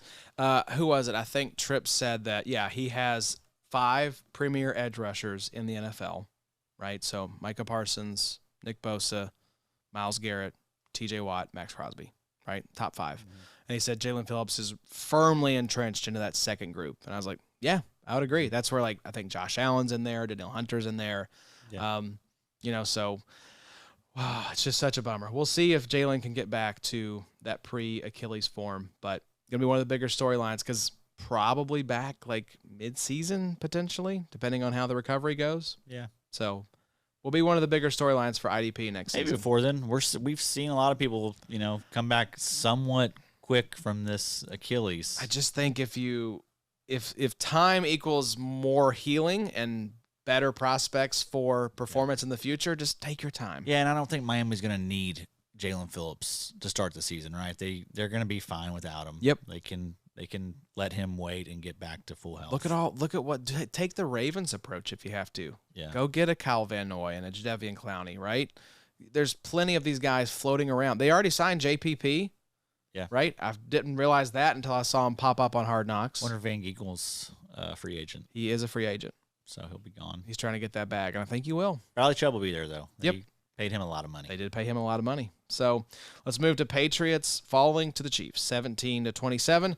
I did see where both Patrick Mahomes and Andy Reid got fined for their comments. So that was kind of interesting to see the NFL be like, look, we appreciate what you're doing with the whole T Swift thing, Chiefs, but you can't just be running your mouth all reckless against the refs. Like, it's a significant fine, too. It's $100K. Wow. For, I want to say Mahomes, maybe $50K for Reid. Was this for, like, after the game? Mm-hmm. With the offsides. And mouthing, like, to, like, Josh Allen and stuff. And yeah, and then after the game. In the press conference. Yep. Yeah. So, that was not the best look for Mahomes. I get it's frustrating, but dude, I mean, it's been great for you, like, your entire career. Yeah, like, and Kadarius Toney was like 2 feet offsides. Yeah. Like, by the definition of the rule. Yeah. Warning or not, it wasn't like it was a phantom call. He was very clearly offsides. And are they supposed to give you a warning or something? They usually do, but the rule, basically the way they officiate that rule is if it's really, really blatant. And most players check with the ref. Mm-hmm. And Kadarius Toney did not. And Andy Reid's like, yeah, it's a coaching point for us is that we're going to tell him to you're going to tell a professional wide receiver who's been in the league now for 3 years, 4 years or whatever, to check with the ref? Like, high school players do that. Yeah. So he's just a dum-dum. Had that god-awful drop today that was picked. So set up a touchdown. Yep. Kadarius is just an idiot. They need to cut his ass loose as soon as they can. Yeah, that's a bad mix. He's just it's Rashee Rice and it's a Kelsey. net negative. Like, you just got to let this guy go. Yeah, he's too big of a bozo. Yeah. Just dropping, like, making just, awful plays in the biggest moments. You just can't have that guy out there. He's got to go because he will kill you in the playoffs. Can't you just see it right now? Drops a touchdown or runs the wrong route or lines up offsides again. Like, you could see it coming. But anyways, didn't matter today. Chiefs got the 27-17 victory over the Pats. Patriots headline Jaelan Phillips and Mack Wilson paced the linebacking core in scoring again this week. Though whether they'll be able to have the snap counts to remain relevant remains to be seen. Kyle Duggar's supposed 2024 replacement finally got marginal playing time and made an impact. That would be Marte Mapu, defensive back / linebacker hybrid. 12 points, a pick, a PD. Top 3 for the Pats, Christian Barmore, 22.2, 6 tackles, 2 TFLs, a sack, and 2 QB hits. And then, Jaelan Phillips, 13.45, and Mack Wilson, 13.4. On the Chiefs side of things, of course, it'd be the first week of the playoffs when Steve Spagnuolo decides to remind us he loves all of his linebackers the same, just not in our IDP lineups. Furious George Karlaftis got put in timeout to cool off after racking up 7 sacks in his last 8 games. Nick Bolton, just 5.75, 5 tackles. Drew Tranquil, 12.7, 2 tackles, a TFL, a sack, and a QB hit. Leo Chenal, 8.25, 5 tackles, and a PD. And then Furious George, just 1.25, 1 tackle. Top 3 for the Chiefs, L'Jarius Sneed, 24.75 points, 11.2 the last 5 games, 9 tackles, 2 TFLs, 2 PDs. Charles Omenihu, 15.7, 2 tackles, a sack, a forced fumble, and 2 QB hits. And then Willie Gay, of all people, why not? 14.9, 2 tackles, a pick, a PD, was leading the way at number 3 for the Kansas City Chiefs. Addie, what piques your interest from Chiefs-Patriots? Charles Omenihu, 3 sacks in the last 3 games, so he's been pretty solid. He's definitely that edge, too, there, I think, that you want. Justin Reed continues to be pretty good. 7 tackles. He was making big plays in this one. He had 11.25 points this week. Chris Jones has definitely been a bummer this year. Been a bummer. Yeah, we can just call it what it is. I mean, that's Chris Jones. Mm-hmm. That's last year he was great. Now watch in the actual NFL playoffs. He'll be a stud. Get him on your NFL playoff fantasy teams. Yep. Because he'll go for, probably 5 or 6 sacks if they go to the Super Bowl. Playoffs, but also he's going to ball out in 2024. Mm-hmm. Like it's just what he does. He's up and down, very sack dependent. But yeah, this year they haven't been falling like they were last year. But he's still like, I'm not getting him out of the lineup just because the upside is too great. I know. It's hard though. Yeah, because you're eating a lot of zeros and a lot of like single point outputs. You are, but I mean, unless you have someone like Matabuke, I mean, who are the other defensive tackles that you really want right now? I mean, I think I would just try to maybe stream it against some of these better matchups, but they're all struggling. Yeah, So I mean, it's true. Defensive tackle across the board is really are really down right now. You can't just like single out Chris Jones. I mean, they all are struggling. So it's just really hard out here for some. It's tough. D it's a tackles. tough year. It's a very tough year. Nick Bolton though, yeah, another meh game. Mm-hmm. Hate to see it. Well, he had his season high last week. You said with 15 points, 15 I think it was. Yeah. It's like, oh man.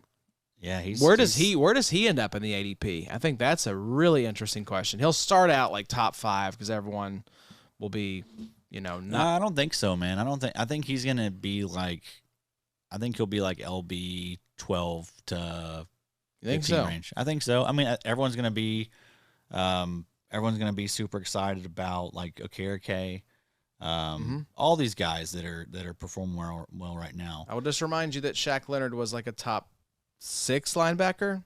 Yeah. When the off season started, so I could see people like, oh, he was banged up, he was out, like he'll be fine. He's the LB1 in Kansas City.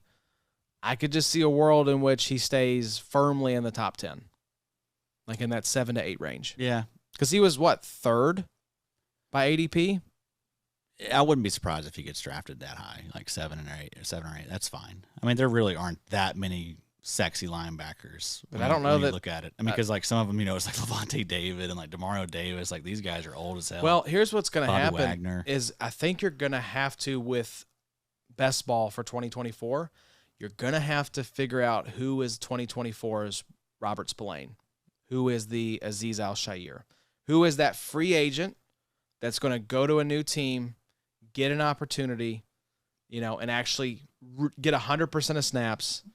And you can't predict health, do these guys miss games? But with so many linebackers turning over and potentially landing with new teams, boy, that ADP is going to be fascinating because there's just not a lot of locked and loaded linebacker assets right now. Yeah.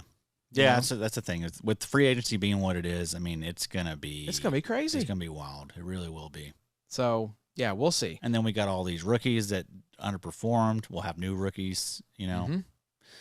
So yeah, it's gonna be it's gonna be fun. It's a time of transition and turnover. I feel like for linebacker, a lot of these edge guys are aging. Mm-hmm. Like Khalil Mack, Danielle Hunter, T.J. Watt. Like all these guys are starting to kind of get up there in years. Yep. We shall see. It'll be fun. Time. We'll be doing. We'll have not only the NFL playoff fantasy rankings, along with IDP bets throughout the NFL playoffs. We will also be doing an episode breaking down Adam's best ball rankings when those drop, and we'll probably start doing drafts February. Yeah, we'll probably drop those best ball rankings like literally as soon as the season finishes. Yeah. And we'll fire up drafts once the playoffs are over. Mm-hmm. Right. So mid to late February, start looking for those invites, and we'll start firing up drafts. Yep. And if you want to be good at this, you got to do the damn work in the offseason. Yes, you really do. You got to draft. You will be at a massive advantage. Everyone that was in these best ball drafts, locked in all offseason, guarantee you they're doing well this year. Yep, they're crushing it because they're just developing that habit of doing the work. You just know where to take guys. You know when Mm-hmm. you can wait. You got to do the work. Got to do the work. Next game, Rams doing work on the Commanders, 28-20 victory. Headline for the Commanders since Week 6. Cam Curl only has 2 games at 8 points or above. More likely than not, he's been a detriment to your lineups. Khaliki Hudson got the start beside Barton and put up a strong IDP performance. Cam Curl, 7.25, 14 tackles. That can't be right. Top 3 for the Commanders, Deron Payne, 26.15, 3 tackles, 2 TFLs, 2 sacks, and 3 QB hits.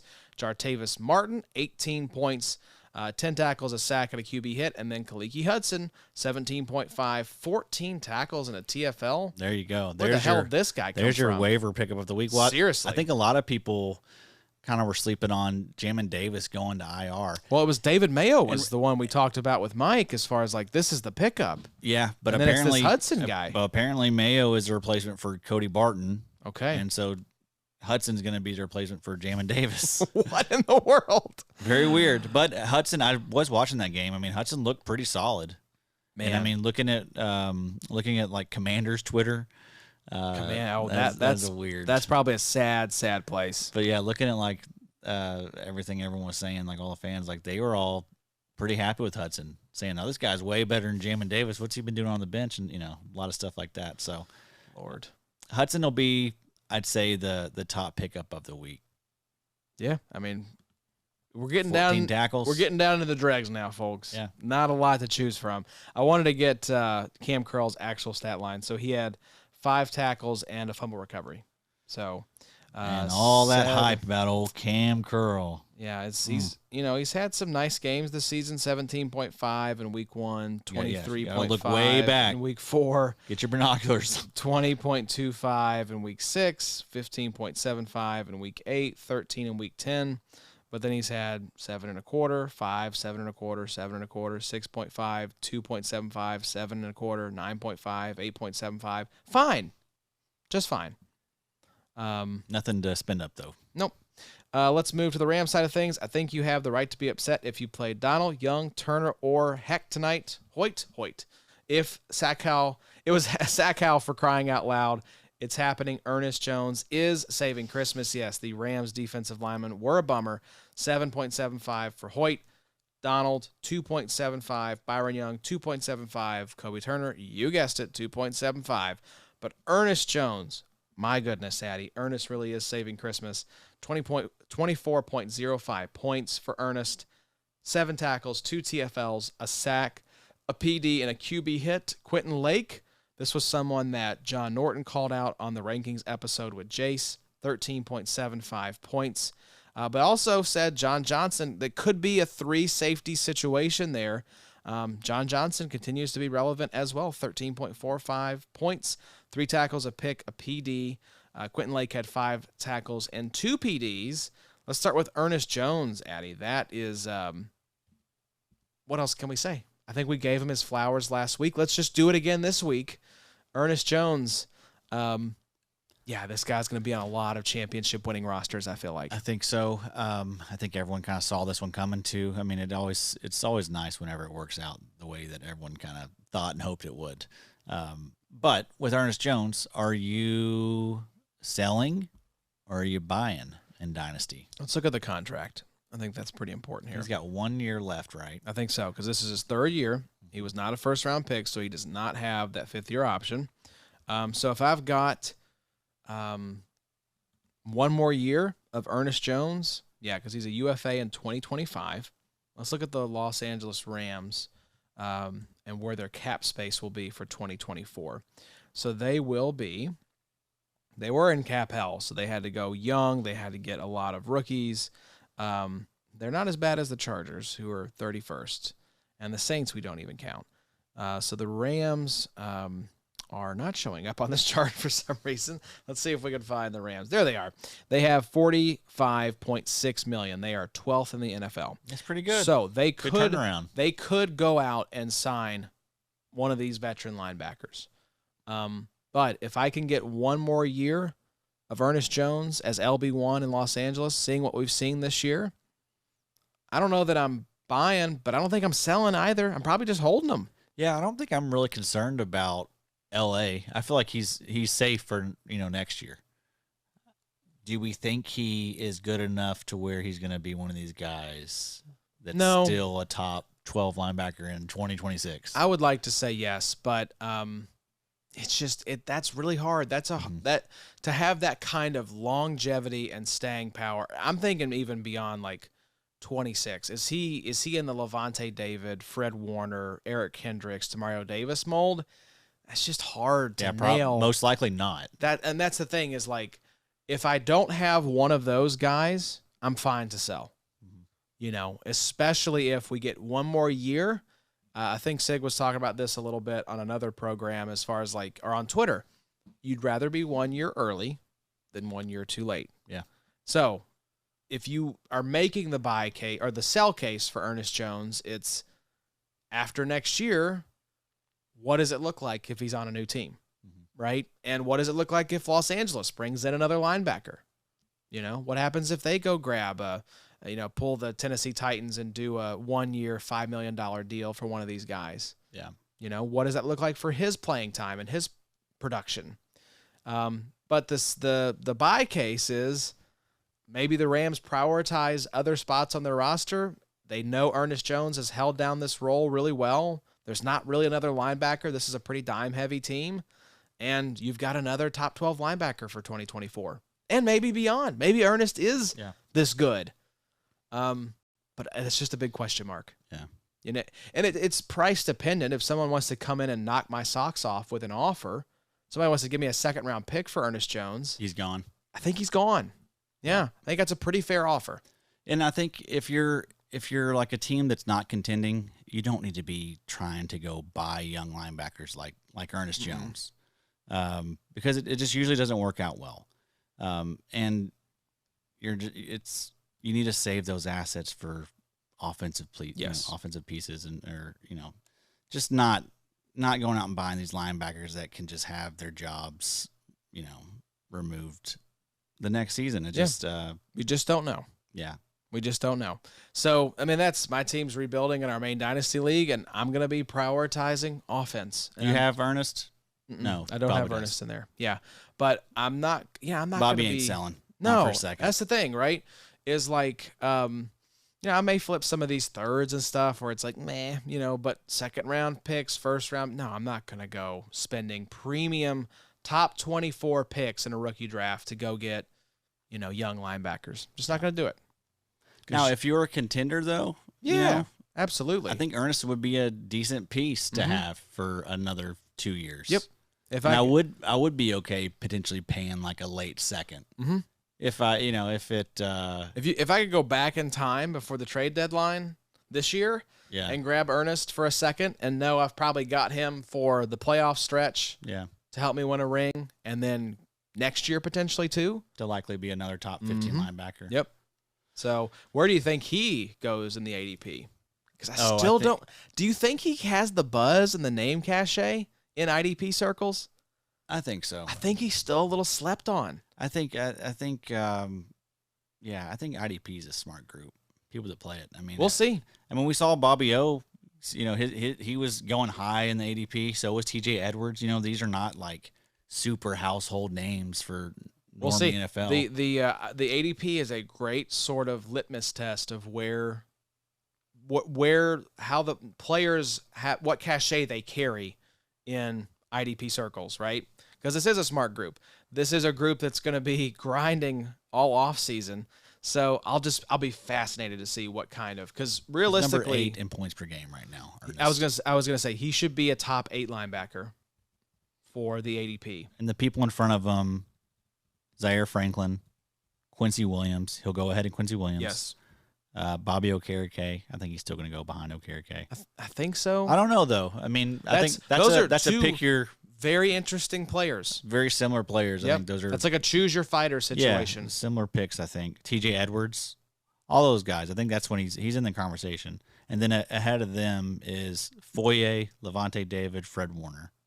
I think for sure Foye and Fred Warner. Yeah, Levante will be interesting. It'll still be Roquan, Foye, Fred, and then who knows? I think Zaire too. Probably. Yes, I think so too. Unless he finishes the year like in a slump, like he's kind of been lately. Yeah, but I mean, he's I think you could chalk that up to injury, and that's what I look at what he did prior to that injury. I mean, he was on pace for 250 tackles at one point. So speaking of pace. Ivan Pace, top 5. Hopefully the community's locked in. Oh man, nice. I can't wait to see, because that is the like purest distillation, I think, of like the previous season. It's a very interesting period right after the season ends, because you're fresh off what happened in the previous season, but the rookie draft, like the actual NFL draft, hasn't happened yet. Free agency hasn't happened yet. like cuts and retirements haven't happened yet. So we're in this like really pure period of just like gamers rewarding what they saw the previous season, right? Because I think it's really too early to even prognosticate like, well, I think so-and-so is going to get displaced by a rookie, or so-and-so is going to get a bag in the offseason. Like, it's too early. Like, when those February drafts, like, I don't know. I'm just going to be so fascinated to see the ADP. Because there is a little bit of projection you have to do, right? Yeah. Like you said, Quincy Williams probably won't be, a guy who goes top 5, despite the fact he's, by points per game, been up there. Right. So, yeah. I'm excited. But who knows? He could end up being like a top 10 linebacker next year. Who knows what happens with CJ Mosley? Yep. It could just be Quincy Williams being the LB1 there. Yep. See, that's the thing. That's the story that people are going to be spinning potentially. There will be so many stories being spun because of so much uncertainty. Yeah. With all the free agency stuff. I mean, it really is going to be insane. Yeah. Going to be a good offseason, folks. Yeah, don't tune out once the offseason gets honestly, here, this folks. stuff is starting to get boring to me, honestly. I know. I mean, the in-season stuff, kind of a yawn. Yeah. I hate to just crap all over our podcast. Yeah, but we're just crapping on it. But, I mean, past hour and 34 minutes. But truly, the offseason, this offseason especially, it's in every offseason, really. This one's going to be juicy. I love it. I love it. That's when you win your leagues, honestly. That's when you get your edges. We are traditionally a Dynasty podcast, and the folks are hungry, man. That Dynasty episode did very well. I think people are going to have the best ball itch. Mm-hmm. And if you're not in the playoffs and you're in Dynasty leagues, you're already starting to look forward to 2024. So stick around because we're looking forward to 2024 as well. It's going to be a lot of fun. We've got several exciting announcements to share with you guys here coming up. So lots of big things happening for the IDP show. And for IDP in general, get on the rocket ship, folks. We're headed to the moon.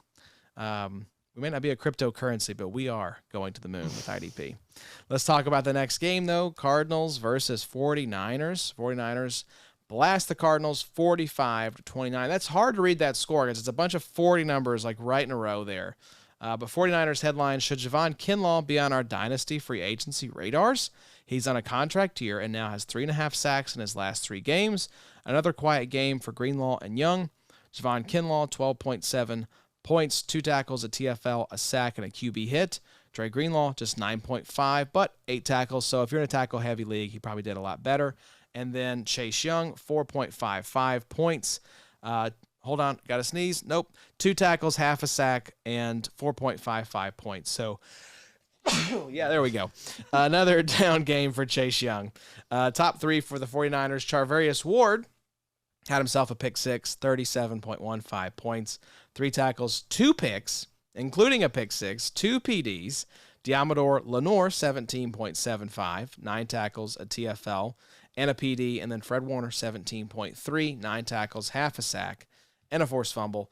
The CBs were feasting for the Niners, Addy. Fred Warner got in on the action as well. He's been really good here recently, 16.09 average the last 5 games. But this was a great game to pick on Kyler Murray if you were streaming quarterbacks. Yeah, Charvarius Ward, dude. Another huge game. He's been really, really good this season. He has 4 interceptions on the year, really solid tackle numbers as well. And also, I noticed just when he was returning that interception today, he just looked like a freak. He did. Like, he was fast. Like, damn, who is this dude? Yes. I was like, that's Charvarius Ward? Yes. Like, I did not realize you had this game, sir. Yeah, so it's the Shaq meme. Yeah. I have to apologize. I'm not familiar with your game. I mean, I was, Yeah. I knew he was one of the guys that I was drafting a lot this season, but I guess I just didn't realize he looked and moved like that. But damn, son. All right. You Yeah, got my I like attention. it. I like got it. my attention.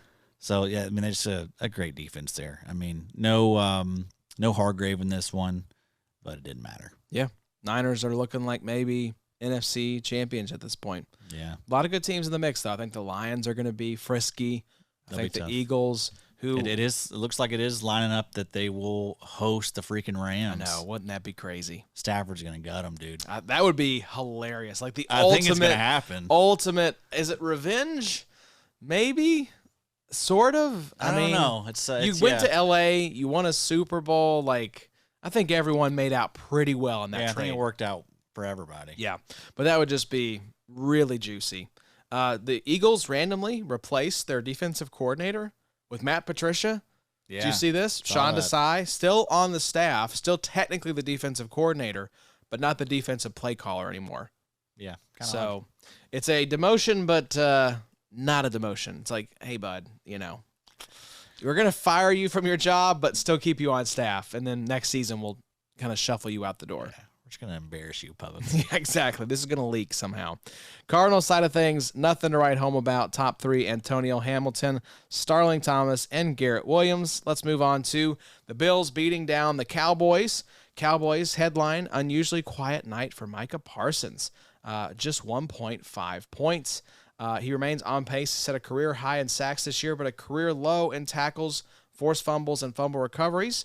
Damone Clark still looks like the LB to hold in Dallas. Top three for the Cowboys, 16.5 points for DeMarcus Lawrence. 8 tackles, a TFL, and a forced fumble. Damone Clark, 13.75 points, 11 tackles, and a QB hit. And then Mozzie Smith, defensive tackle, rookie, 12.9, 2 tackles, a TFL, a sack, and a QB hit. On the Bills side of things, a second consecutive down game from Terrell Bernard when you might have needed him to pop. What's his long-term value with Matt Milano, still on a long-term deal and due back next year? And then Leonard Floyd picks up his 10th sack on the season. Terrell Bernard, 5.25 points, just 5 tackles. Leonard Floyd, 12.15, 1 tackle, a TFL, and a sack with a QB hit. Top three for the Bills, Jaelan Phillips, 16.15, Christian Benford, 16.05, Tyrell Dotson, 13 points. Addie, what do you want to talk about from this one? I guess let's talk about Bernard and kind of that dynasty outlook. I am a little concerned about him. I mean, yeah, you got Milano coming back. I don't think that he's going anywhere. And then Dorian Williams is still there. I know that he, wasn't that great this season, or he hasn't been when he's really gotten his opportunity. But he is a rookie. It is a learning process for a lot of these guys. So he's still going to be there. He was someone that they drafted in the 3rd round. He's there. I don't like that. I don't like that there's 3 solid linebackers there. He's a guy I don't want to discredit or disrespect what he's done this season because he's been really good. He's been awesome. First half of the year, he's been awesome. Second half of the year, he's been up and solid. Down. Yes. But at the same time, he's one of those linebackers I want to hold lightly to. I'm not going to sell him for a 3rd. I don't think I'm getting a 2nd for him, though. Yeah. So I kind of wonder if I'm just stuck. Yeah. Holding Terrell Bernard. Seems like you are. So, and I don't mind that, but do you want to be stuck holding a linebacker like that? I don't mind it because I do think it is Matt Milano and Terrell Bernard there next season. I think Bernard has very clearly earned that job. And if Matt Milano does go down again, Bernard has shown himself capable to be the LB1 there. That said, I would lean more toward the sell side than the buy side or hold side with Bernard. Yeah, just a lot of risk. If I could get like a 3rd and maybe like an offensive throw in, or maybe a 3rd and like 3rd and a 4th. Well, could you get something like a 3rd and a Henley for Bernard? Yeah, potentially. A 3rd and a Sanders would probably be too much. Yeah, I don't think that's happening. But if I could get if you could try that, that's worth a shot, Because I don't think you're getting a 2nd. I don't think people are that high on Terrell Bernard. No. But if I can get a 3rd and a nice little throw-in piece. And I'd probably sell for a 3rd and a 4th. In a 12-team league, I think I'd sell for that. I'd be fine with that. Again, we farm these linebackers. Yeah, it's true. Even Tyrell Dodson's outperforming Terrell Bernard right now.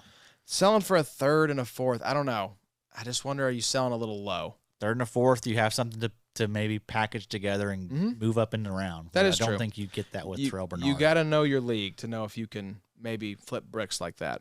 I just feel like most leagues, most established leagues, we talk about, how valuable these guys can be, but you really get down into it, and your leagues that have been around for a while, it's hard to move these linebackers. Everyone knows what's up. Everyone knows that we can find these guys during the season off waiver wires. Typically what you're doing is if you're selling guys, it's contenders making a push right at the deadline and wanting to shore up and just have as many options as possible to choose from. But yeah, it's like no one's purchasing a linebacker in the offseason. In your leagues that most owners know what they're doing.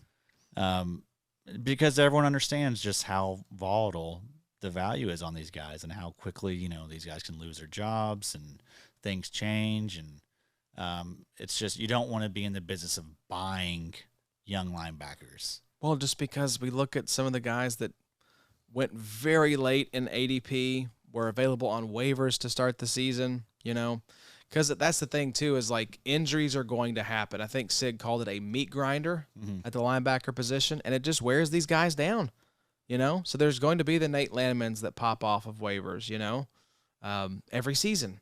And we talk about the importance of draft capital a lot on this show, but I mean, I think there's something to the fact that we're seeing a lot of undrafted linebackers be very relevant now. It's just, I don't think the NFL really cares. That's why they're letting these solid linebackers go undrafted, because it's the running back position Yeah. equivalent for defense, right? There's Yeah. a reason you see so many undrafted running backs getting their opportunities, is because that's not a position the NFL values highly. So the overall pool is depressed. That's why someone like an Ivan Pace ends up as an undrafted free agent, right? Is because if the whole group as a position gets pushed down later in the drafts, a lot of good players that maybe would go in the 5th, 6th, 7th are now undrafted, right? So that's another reason to maybe think about streaming linebacker, is the pool of guys at the bottom of NFL rosters is much more talented than in years past, because overall the position has just been depressed. Yeah. It's also maybe a reason not to get so excited about these guys that are getting like 3rd-round capital, right? Because who cares, Unless it's 1st-round capital. Yeah, I mean, 3rd-round capital is not much different than 5th and 6th-round capital. Yeah, at this I think point, once for a linebacker, once you get past the 2nd round, Yeah. it's just like the team really isn't going to hold too tightly to those players. Yep. So let's wrap up, though, Addy, with Sunday Night Football. Ravens got the dub over the Jaguars, and leading scorer for both teams was Rayshawn Jenkins, 29 points, 6 tackles, a sack, and a pick. Justin Madubuike, 19 points, 1 tackle, 1 sack, 1 forced fumble. Trayvon Walker, 16. Kyle Hamilton was back in the lineup. I thought maybe he was going to be out for a bit, but he's back in. didn't even miss any time. Nope, didn't miss a single game, so love to see that. 15 points for Hamilton. Adam Gotsis, 14 points. Foye, 14 points. Wingard, 13 points. Devin Lloyd, 12. Arthur Mollett, 10 points. And then Josh Allen, 8. Patrick Queen, 8. Roquan Smith, 7. So Ravens linebackers down a little bit. And it wasn't like this game it wasn't a blowout. I mean, the Ravens won pretty handily. But the Ravens linebackers kind of let you down. The Jaguars linebackers did pretty well. Kyle Hamilton did well. Trayvon did well. Madubuike has been awesome. Rayshawn Jenkins with a nice pop game. So it's definitely some IDP relevant pieces to talk about in this game, Maddie. Yeah, I mean, the Baltimore linebackers have really been letting you down, though. They have not been as good as they were to start the season. I don't have the splits up, but I mean, just looking at the last 4 weeks for Roquan, it's been 6.5, 18, 16.5, and then 9.5. Fantasy points over that stretch. So, I mean, fine, but not, LB1, overall ADP. Same with Patrick Queen. I mean, he's not been really anything special. 7.5 this week, 6 last week, 18.75 in week 12, 12.75 in week 11, 9.75 in week 10. So, solid, but not spectacular. Yep. The edge guys, they came back to earth this week, and that's Yes, unfortunate because, I mean, this was a good matchup. Jacksonville and Trevor Lawrence can get sacked a decent amount, and they have tough matchups the next 2 weeks. So I don't think you're going to trust playing them against San Francisco in week 16 and then against Miami in week 17. No, I don't think so. So unfortunate. Maybe the end of the road for Jadeveon Clowney, Cal Van Noy. And then, I mean, maybe that sack streak ends for Madubuike. I hope it doesn't. But he may be the one that's. I think you're going to have trouble benching, that dude. I'm not sitting down Madubuike. No. I'd rather just go down with the guy that brought me. Yeah. So ride with him in your lineups. And then, these Jaguars looking good as well. I mean, K-Ham, good to have him back. I think you're plugging him into lineups. That was nice to see him out there. And I think Foye and Devin Lloyd both need to be in your lineups, depending on the depth of your league, of course. But If you're in a 3 linebacker league, you can fire both these guys up, I think. I was hoping we'd see a little more of Antonio Johnson this week. He had a forced fumble and a sack last week against Cleveland. Andre Sisco was out this game, but still didn't get much from him. Yeah, I think it was Wingard. Wingard, and then Rayshon Jenkins. Yeah, so unfortunate, but next year, potentially for right. I think most of those guys will be gone. Yeah, we'll have to look and see what the old contracts are. We'll do a big contract free agency type episode here coming soon. We'll have it all out there for you. We got the episode planner doc is already filled out for 2024. I've got the whole off season mapped out, so we're gonna be hitting it all. We're gonna be, and it's funny because it really does come in like phases, right? So the first phase is like, let's look back on the season that was, and then let's start to look forward to free agency and the combine and the draft, and then we kind of reset the board with like starting to look forward to 2024. So yeah, what's the buzz in camp? Who do we need to move around a little bit? We will be doing a lot of training camp preseason kind of recaps because y'all folks love that. That was our number 1 episode. Was training camp week 2 updates. Yeah, 48 takeaways from training camp week 2, I think, was our number 1 episode. Yeah, well, that stuff matters, man. It's the buzz. The buzz is building. Everyone's plugged back in. All the casuals are back and excited. All the casuals. So thank you to the casuals out there for checking us out. Yeah. No casuals over here. Nope. Just the no off season. No off season, baby. And that's rare. You'll find if you're in IDP and you're looking for some content, you ain't gonna find it. At least you in years past you haven't been able to find it in the off season.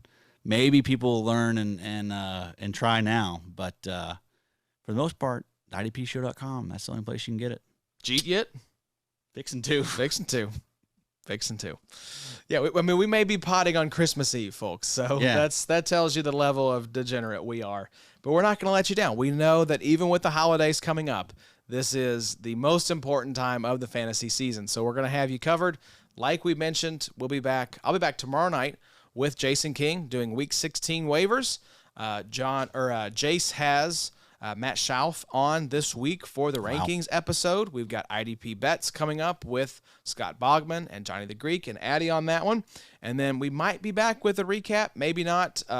No waiver episode next week because that is Christmas Day. And then John Macri will be on with Jace for your championship week rankings episode. So theidpshow.com. We will have the waiver article this week and next week, as well as week 18. We even do week 18 content because we're sickos. Yeah. And we also have the Hunger Games coming up as well. Yeah, we got something wrong with this. There's something seriously wrong with us, but make sure you're subbed to the YouTube.